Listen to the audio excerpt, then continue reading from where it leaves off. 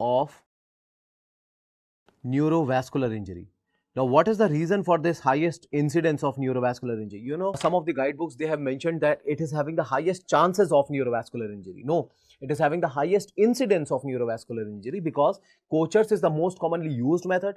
And when you are using the same method for all the dislocations of the shoulder, if at all this neurovascular injury is bound to happen, it will happen with Kocher's method. All right. So this is about the immediate management of anterior dislocation of the shoulder. Now let's have a discussion on recurrent anterior dislocation of the shoulder. The topic is recurrent anterior dislocation of shoulder. Now, as you can very clearly see, recurrent means again and again. Anterior dislocation is happening again and again. Now, first of all, what is the reason for this? Is the anterior dislocation. For the first time when the anterior dislocation happened, and because of this anterior dislocation of the shoulder, if the patient is not following the treatment advice of immobilization for the period of 6 weeks, that means for a month to 1.5, then it will result in the weakness of this anterior musculature envelope. As a result of which, for the second time, less trauma or less force is required for this head of the humerus to get dislocated. Alright. So that is what recurrent anterior dislocation happens. Now, associated with this recurrent anterior dislocation, there are two important lesions. Now, one of the lesion is Buncart lesion. Now, what happens in case of Buncart lesion? It is that there is a gap, there is a opening of this anterior rim of the glenoid because of recurrent anterior dislocations of the shoulder, which will lead this anterior or the head of the humerus to glide anteriorly. Alright. So, Buncart lesion is considered to be the lesion where there is a lesion of anterior rim of glenoid. Alright, that is Buncart lesion. And the second one is a Hill-Sachs lesion.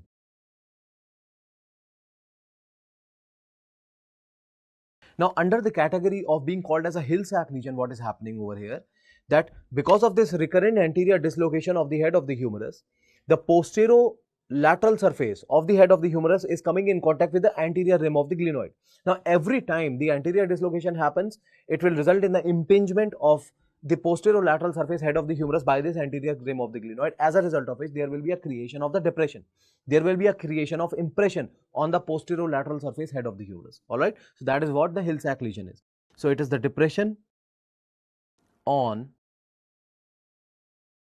posterolateral surface head of humerus.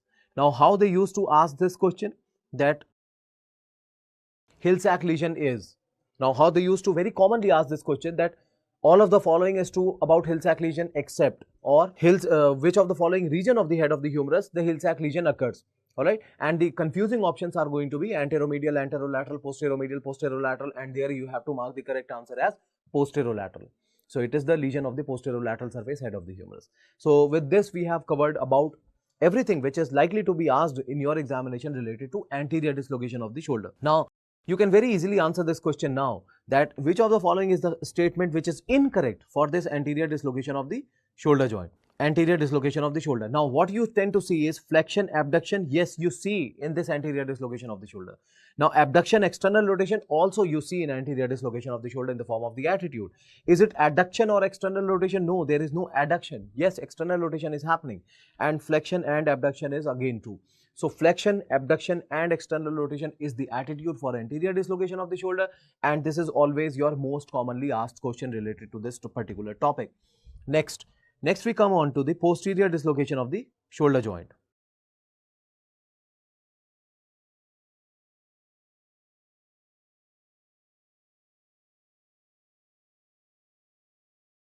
Now, under the heading of this posterior dislocation of the shoulder, it is a very important hint which is likely to be kept in your examination. Means before we talk anything related to this posterior dislocation of the humerus or the shoulder joint, let's talk about the hint which is likely to be kept in your examination. That means the etiology. Etiology means what is the probable cause for this posterior dislocation, and most commonly they used to give the history of seizures, and the history of electric shock. Alright. Now, the history of seizures and the history of electric shock is likely to be kept as a hint in your examination. It does not mean that every time the patient is having a seizure, that the head of the humerus will be dislocated posteriorly. No. But more commonly, this posterior dislocation is found to be happening with this seizures and electrical shock kind of the activity. Alright. So, that is the etiology. It would be kept as a hint in your question. But don't mark the answer just by looking at the hint. Now, next what you have to look for is what is the attitude of the limb. That means what is the abnormal position in which the limb is kept. So, the attitude of the limb at the time of examination would be adduction and internal rotation with slight amount of flexion. Now, what are the reasons for this? Alright. Now, first of all, look that if the head of the humerus has glided posteriorly, then once it is posteriorly dislocated, the head of the humerus will not migrate medially because of a spine of a scapula, as a result of which it remains lateral. When the head of the humerus remains lateral, it is the medial musculature which will be contracting more, leading to adduction of the arm. Second, when it is posteriorly dislocated, the anterior musculature will be more stretched, and because of this more stretching, there will be more rebound contraction of the anterior rotators, which are internal rotators. It will lead to adduction and internal rotation. And the third, the same concept, that when the head of the humerus is dislocated, then the condition would be extremely painful for the patient, and the patient will be coming to you in the emergency by holding the limb in this fashion.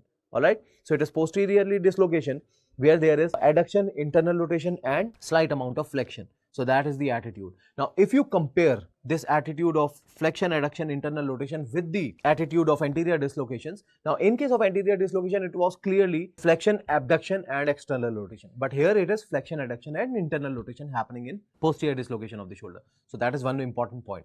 Now, if you go back to the same question that we have asked in the beginning, that there was a prototype question. Now, if you look at this question, that 27-year-old sustained injury to his right shoulder. Alright. Now, falling from electric pole due to electric shock. Now, this is the etiology which is clearly kept in your examination. Although on the basis of this etiology, you will not jump to the conclusion that the patient is suffering from posterior dislocation. You will wait and look at the attitude, look at the diagnostic point.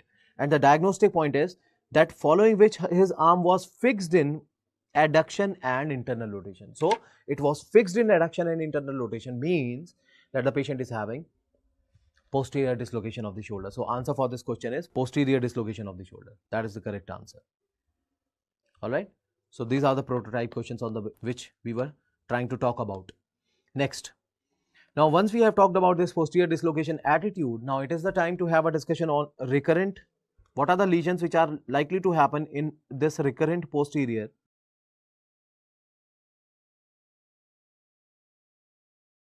dislocation of shoulder?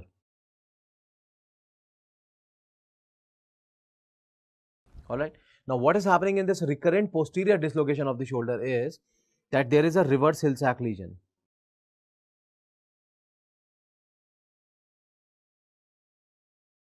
Reverse Hill-Sachs lesion.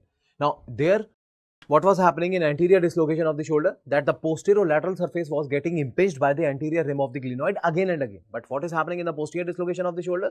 That the anteromedial part is getting impinged by the posterolateral surface or the posterior surface of the glenoid. So, it will result in posterior dislocation. So, there will be a depression on, anteromedial surface. It will be a depression on the anteromedial surface head of humerus. Alright. So, with this we have covered about the anterior and the posterior dislocation of the shoulder joint. Now is the time to have a discussion on the inferior dislocation of the shoulder. The third variety which is relatively least common, and that is inferior dislocation. Now, this inferior dislocation of the shoulder is also known by the name of luxatio erecta. Now, what is the reason for this name, that is luxatio erecta? Alright. The reason is that when it is inferiorly dislocated, then the lateral surface or the lateral musculature will be hypercontracting. It will result in overhead abduction of the arm. This is how the patient will come to you in the emergency. Alright. So, the patient is going to have the erect arm, and that is the reason why it is called by the name of luxatio erecta. Alright. So, what is the attitude in this inferior dislocation of the shoulder? the attitude is overhead abduction, also known by the name of hyperabduction. Hyperabduction of the arm. Alright. So overhead abduction or the hyperabduction of the arm is considered to be the attitude with this inferior dislocation of the shoulder. Now, what we have talked about, anterior, posterior and inferior dislocation of the shoulder.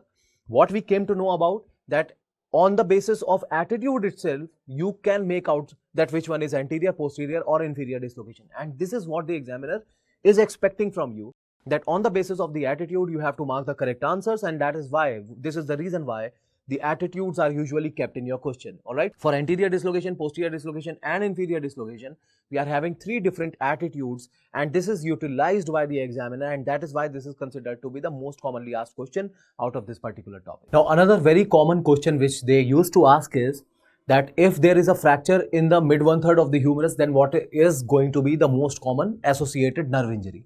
Now, the nerve which is likely to get injured, if they have provided you the X-ray, all you have to do is identify the fracture, identify the bone, and you obviously will be ready with the answer for that particular question. Now, you already are aware that the answer for this question is the radial nerve, because it is the nerve which descends down medially, and then somewhere in the mid 1/3 region, it comes to lie lateral, and then it descends lateral in relation to the humerus, posterolateral in relation to the humerus. Alright.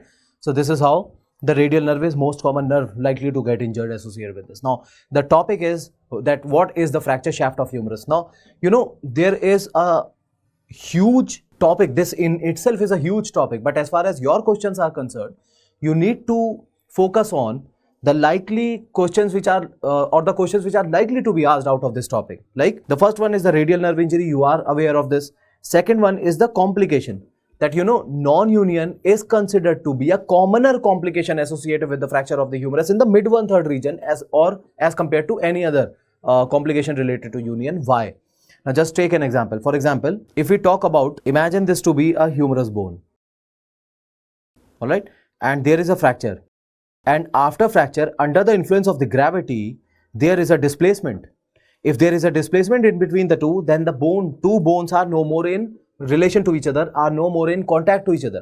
And once there is no contact in between the two bones, then the possibility of union is extremely less likely. So, it will go into non-union. So, be ready with this complication, that non-union is a very common complication associated with this.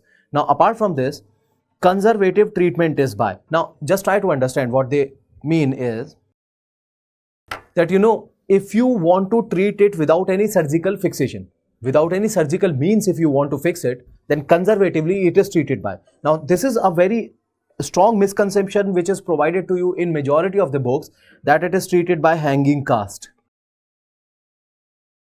And answer is no, it is not treated by hanging cast. So, first of all, try to understand what is hanging cast and why is it not treated by hanging cast. Now, imagine this is the bone which got fractured, and placement of the cast. Hanging cast means you are putting a cast over here, over the arm, and then the entire bone is kept or engulfed inside the cast, extending all the way up to the level of wrist. Alright, then it is extending all the way up to the level of wrist like this. So, this is hanging cast. Now, what this hanging cast is doing, it is responsible for pulling the distal fragment down. Under the influence of the gravity, it is adding more weight to the distal fragment, so that there is going to be an increased gap in between the two fracture sites, and it is never ever treated by hanging cast, the fracture of the mid 1/3 of the humerus. In some of the books, it has been mentioned that hanging cast is used for the management. Answer is no. Then how conservatively are you going to fix this bone? Conservative means after reduction. Once you reduce it by closed means, so conservative method is U-slab application. Alright. So, the method is U-slab. So that after reduction, you are involving the shoulder also, as well as the entire length of the humerus to be kept inside the U-slab. So, U-slab is the correct answer for this particular question. And then another